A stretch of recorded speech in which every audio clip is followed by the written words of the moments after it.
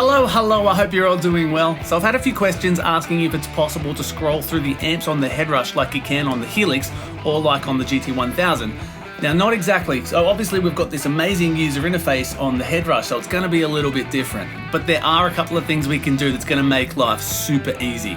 Firstly, now I've said this one before, get your looper happening. Turn the lock down the bottom here to pre, so everything is pre your signal chain. Grab a guitar and record a sick riff. And now this amazing riff is just going to repeat itself. So this is where it's different from the Helix or the GT1000. On our amp here, we can now go through and pick the model that we want. So let's change it to a clean. Awesome. Now what's handy is it stays where you were. So you don't have to go back to the top of the list and scroll back through. You can just...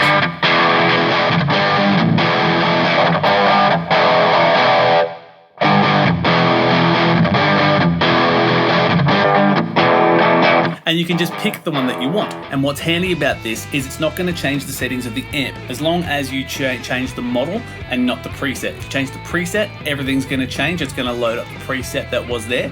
But if you change the model, all of these settings on the side will remain the same. So it's not the same, but it's very easy. But this is where it gets really cool. If you're like me and you use IRs instead of the cabs, you've probably got a list that just goes for days. So what we can do, change our setup to stomp mode, go into our hardware assign and assign our IR to one of the empty blocks. This button now is my IR. If we hold down our button there, it takes it into the hands-free mode. But you'll probably notice at the bottom here, these two buttons say IR up, IR down. That's going to scroll through our IRs.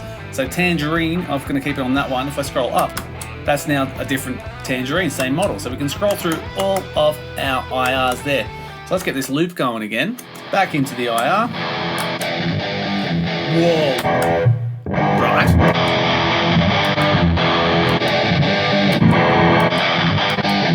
Pretty handy, right?